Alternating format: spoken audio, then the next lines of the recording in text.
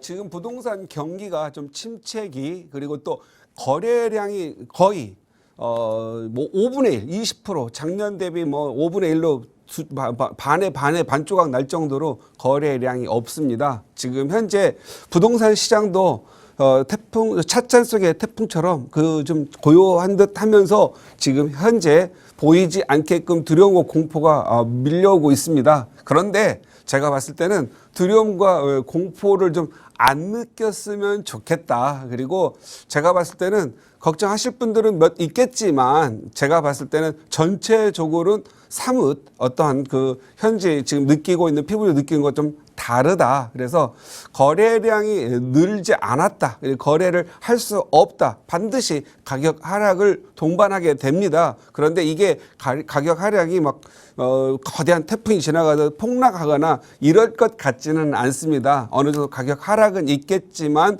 조정기를 거치면서 좋아질 것 같다라고 생각을 하고요. 그 이유에 대해서 좀 말씀드려볼까 합니다. 오늘은 제목을 이번 부동산 하락은 과거와 사뭇 다르다. 과거와 사뭇 다르다. 우리가 과거에 지금 현재 부동산 폭락으로 크게 힘들었던 시기가 두 번 있었죠. 가장 큰 시기는 누가 뭐라고 해도 IMF였던 것 같습니다. 그 다음에 두 번째는 2008년에 있었던 미국발 리먼 사태였고요. 이번에는 지금 현재 부동산 규제와 러시아 침공, 지금 우크라이나 전쟁으로 인해서 세계 경제의 침체와 더불어서 좀 힘들어지는 것 같습니다. 그러면 뭐가 사뭇 다른가? 일단 IMF 때는 우리가 외환 위기, 그러니까 외환 위기, 결국 국가가 부도가 났죠. 우리나라가 부도가 났습니다. 그래서 IMF 자금을 빌려다가 국난을 헤쳐나가는 시기가 있었습니다. 그래서 이때는 부동산이고 뭐고 관련 없이 모두가 가격이 폭락하고 이자가 무려 20%대가 넘도록 이자가 급등을 했었죠. 그래서 이 IMF는 우리가 그때 당시에 생전 보지도 못한 거고 경험하지 못한 거다 보니까 먼저 기업들, 당시 이 IMF 이전에는 기업들이 돈을 벌고 잉여금이 남으면 부동산으로 많이 잠궈놨었죠. 부동산으로. 특히 이 부동산으로 많이 갖고 있다 보니까 기업들이 부채 비율을 낮추고 위기를 모면하기 위해서 기업들이 시장에다가 부동산을 막 매각하게 됐습니다. 그래서 가격이 막 부동산 기업의 부동산 매각으로 해서 주도해서 내려갔죠. 그러다 보니 우리 개인, 우리 이 민간에서도 같이 동참을 해서 매각을 하게 됐던 겁니다. 그래서 이때는 짧은 시간 안에 굉장히 많은 폭락을 했었죠. 그리고 두 번째 미국발 리먼 사태, 여기는 그때 당시에 버블 7 지역이 있다 할 정도로 강남을 표현해서 분당 평촌에 이르기까지 버블 세존. 그래서 지나친 부동산 과잉 상승으로 인해서 버블 시대라고 보통 표현을 했지요. 이때 당시에는 한국의 부도가 아니라 미국에 있는 리먼 브러더스라고 하는 리먼 사태라고 하는데 은행이 파산하게 되죠. 그래서 모기지, 대출을 많이 빌려주어서 부동산에 투자하게 했던 은행이 파산하게 되는 겁니다. 그래서 이 미국발 파산을 해서 세계 경제가 힘들게 됐죠. 그래서 전체적으로 세계의 부동산들이 너무 버블이다라는 인식 속에서 가격이 내려가게 됩니다. 그래서 우리나라는 당시에는 아무런 문제가 없었지만 리먼 사태 터지면서 부동산이 과잉 상승했다. 그래서 버블이 있다. 그래서 버블을 걷어내는 과정이었죠. 그래서 이때 당시에 가격이 많은 하락이 있었습니다. 그래서 우리가 이때 당시에 들어보지도 못한 또 하우스 푸어라고 하는 그러한 용어가 됐어요. 하우스 푸어는 뭐죠? 집이 있는데 가난하다. 집 거지. 이런 식으로 표현했었죠. 그래서 이때 당시에 역전세난으로 인해서 전세 자금을 빼지 못하고 하다 보니까 경매로 집을 정리하는 그런 경우가 많았었습니다. 그리고 이제 부동산 가격이 많이 오른 상황에서 부동산 규제와 러시아 침공으로 해서 세계 경제가 지금 현재 흔들흔들을 하고 있죠. 그래서 과거와 우리가 좀 사뭇 다른 부분은 첫 번째는 우리 국가의 부도 사태에 의한 거였고 두 번째 요인은 가격이 많이 올랐는데 우리나라가 주 원인이 아니라 미국발이었다라는 거고 이번에는 가격이 많이 올랐으니 좀 조정을 하라. 거품이 시장에 있다. 그래서 스스로 우리 국가가 정부가 부동산 규제를 통해서 가격을 좀 조정하고 주택 가격을 좀 안정화시키려고 하는 부분에서 시작됐고 거기에 러시아 침공이 일어났습니다. 그래서 러시아 침공이 일어났고 또 중간에 과거 2년 동안 코로나로 인해서 지금 현재 자영업 경기가 좀 활성화되지 못했고 많이 고통을 받았죠.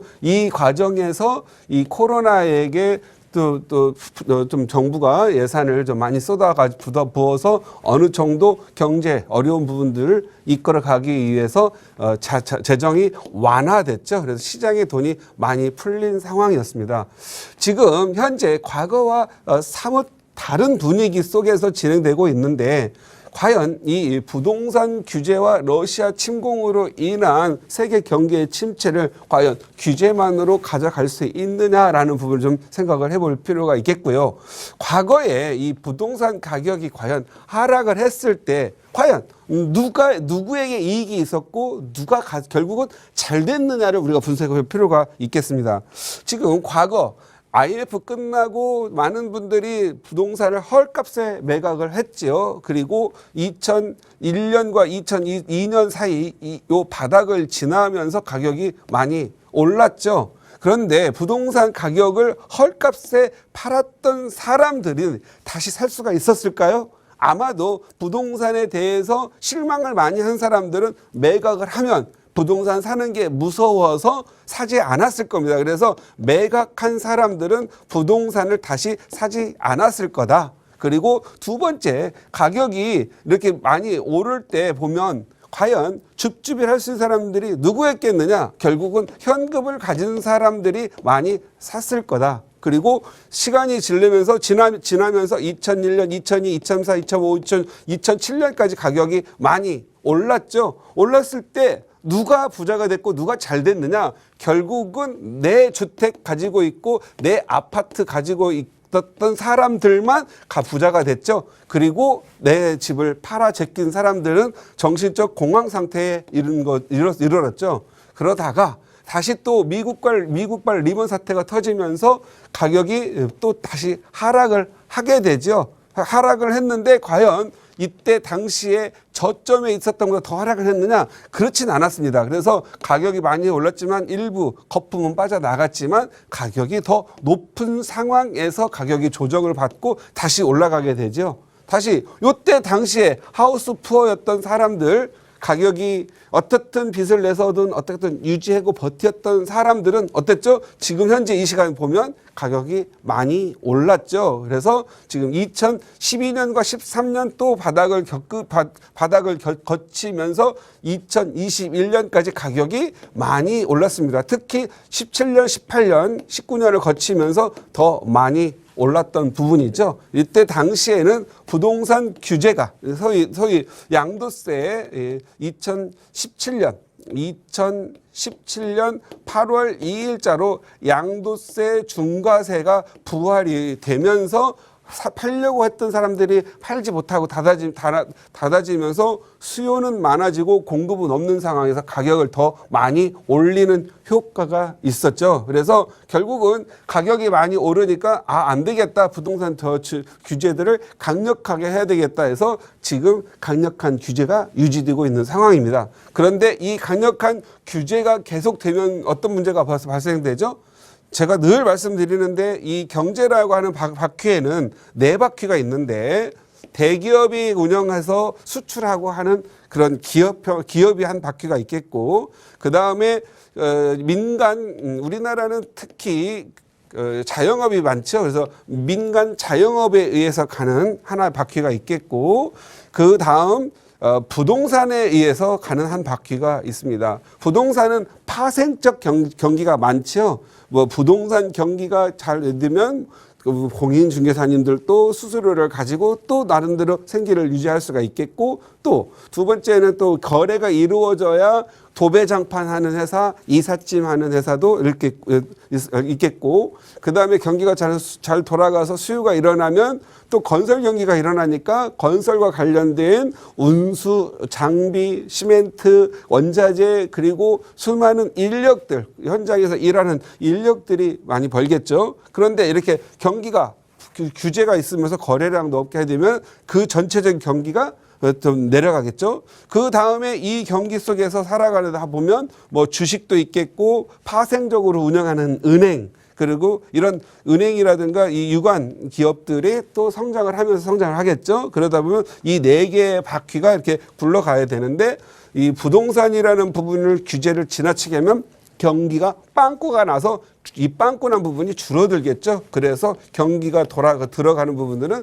더디게 돌아갈 수밖에 없는 거죠. 그래서 부동산 규제는 과거 노무현 정권 시대도 좀 못을 많이 박아놨었는데 결국은 2014년에 풀 수밖에 없었죠. 경기가 지나치게 위축이 돼서 오히려 중산층이 서민화되고 서민들은 빈곤화되는 그러한 현상들이 많아졌기 때문에 결국은 부자를 그리고 부동산 가격을 잡으려다가 더 서민 경제가 더 무너지고 파탄이 이르는 그런 경우가 있었죠. 그래서 지금 이렇게 부동산 규제, 또 문재인 정권에서 이제 부동산 규제는 다 만들었다고 보시면 되잖아요. 그래서 문재인 정권에서의 이 규제는 결국은 부동산 경기를 돌리지 않는 경기, 그러니까 부동산 이 공급을 좀 해서 시장의 원리, 시장을 좀 이렇게 수요 공급에 의해서 운영되는 것보다도 너무 과열되니까 규제를 일방했기 때문에 결국은 지금 현재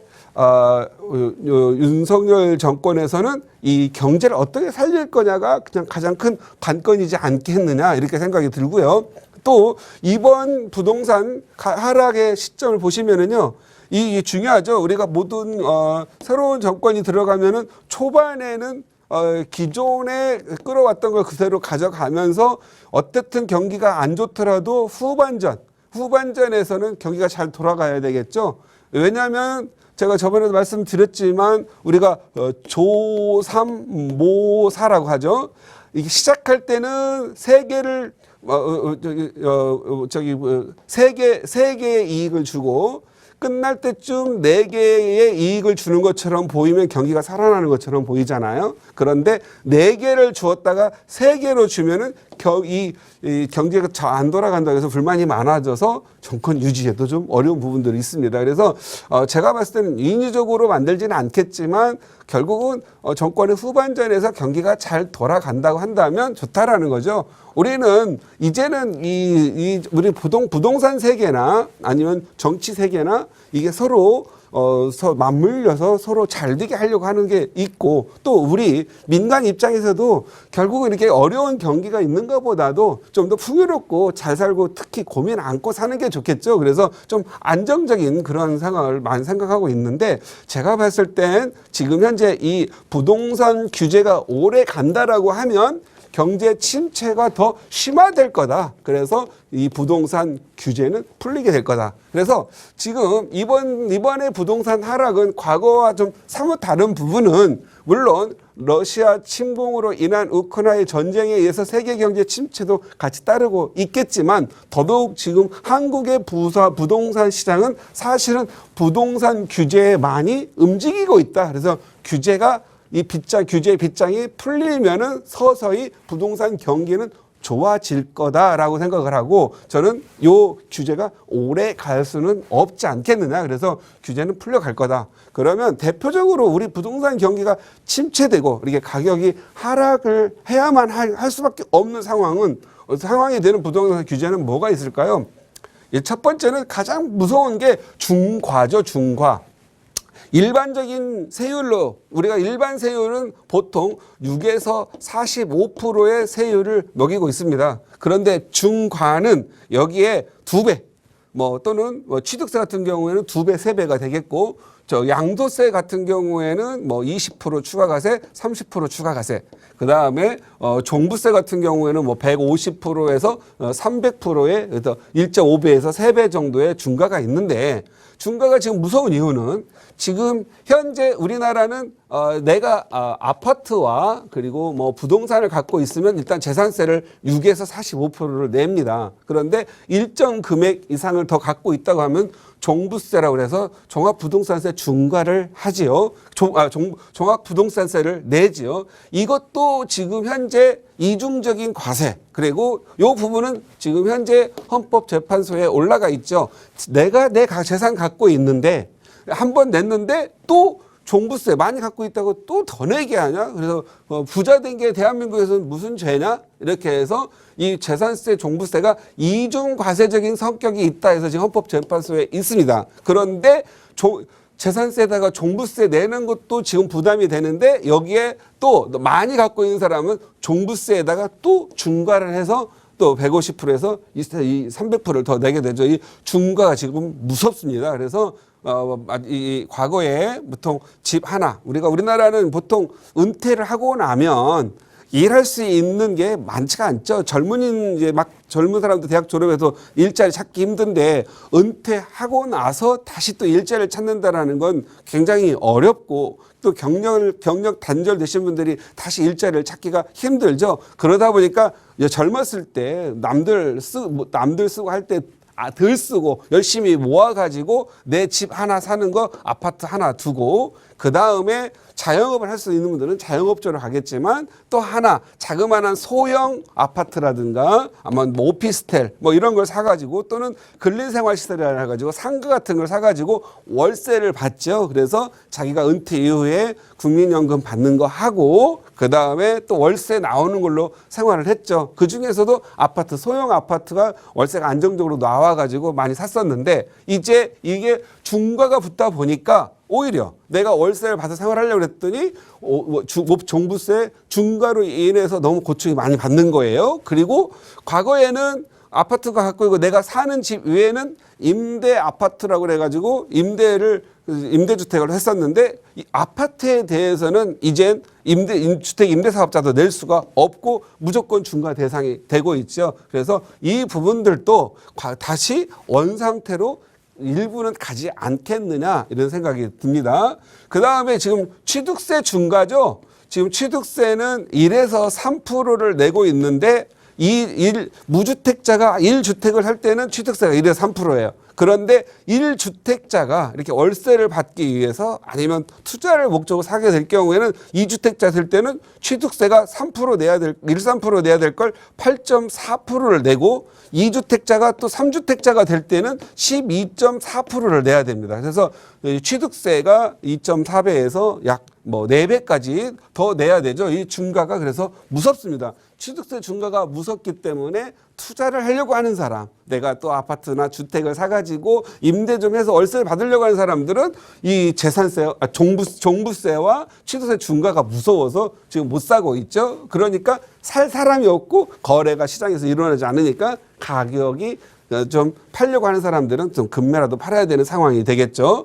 자, 그리고 지금 현재 요건 참 묘하죠. 양도세 중과. 양도세 중과는 아까 말씀드린 6에서 45%인데 2주택자가 경우에는 20%의 추가 과세가 있고, 또 3주택자가 이상 다주택자는 30%의 추가 과세가 있는데, 요 양도세 중과를 지금 현재 한시적으로 지금 현재 완화를 했죠. 요 부분은 우리 윤석열 정부에서 지금 하고 있는 부분인데, 지금 올 5월 9일에서 2022년 9월에서 2023년 5월 9일까지는 한시적으로 양도세 중과를 하지 않고 일반 과세를 하겠다. 일반 과세를 한다라는 것은 1년에 2%씩 3년 이상 보유한 사람들한테는 장기 보유 특별공제도 지금 적용이 되죠. 그래서 이 한시적으로 열어준 시간, 이 1년 안에 매각을 해서 여러분은 주택수를 좀 줄여라, 이렇게 하고 있는데,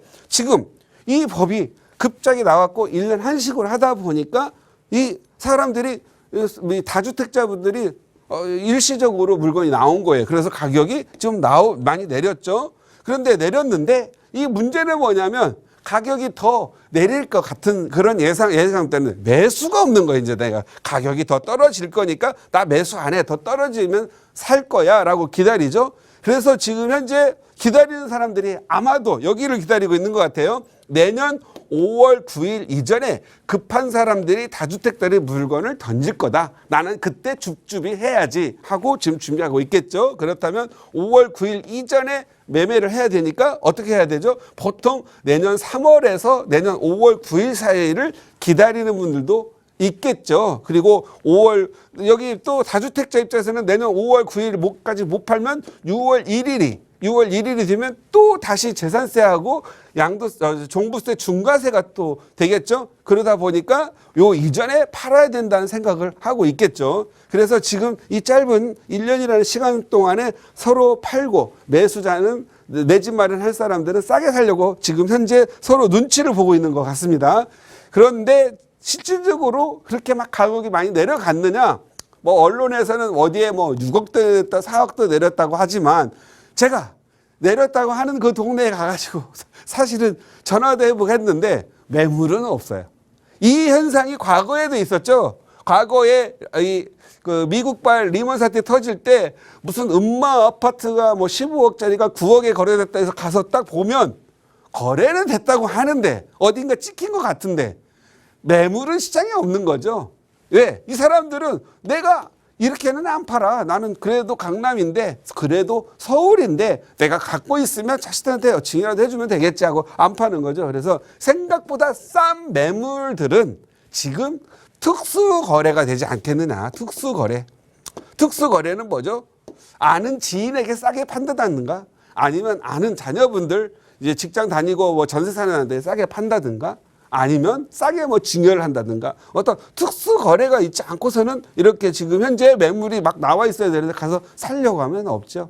아마 우리 시청자님들도 오늘이라도 막 싸게 산다고 있으면 내년 5월 9일까지 기다리지 마시고 혹시 싼 데에서 줍줍이 하시려면 좀 일찍 하는 것도 어떻게 했느냐. 한 번 정도는 싸게 나오는 물건을 살 수 있는 아니면 못 산다고 한다면 대기자 리스트라도 좀 올려놓고 싸게 물건을 살 수 있으면 좋지 않겠다는 생각이 듭니다. 그런데 문제는요. 여기서 문제가 5월 9일 내년 5월 9일이 지나면 이제 양도세 중과세가 다시 또 이렇게 되잖아요. 그리고 나서 6월 1일이 또 지났어요. 그 한 달 사이니까 지났어요. 그러면 종부세 맞을 사람이 이미 맞고 양도세 중과세는 된다라면 다시 시장에서 물건을 걷어들이겠죠. 걷어들이면 또 시장에서는 수요와 공급 문제가 발생이 되겠죠. 지금 시청자님 생각하실 때 서울에 수요가 많다고 생각하세요? 공급이 많다고 생각하세요?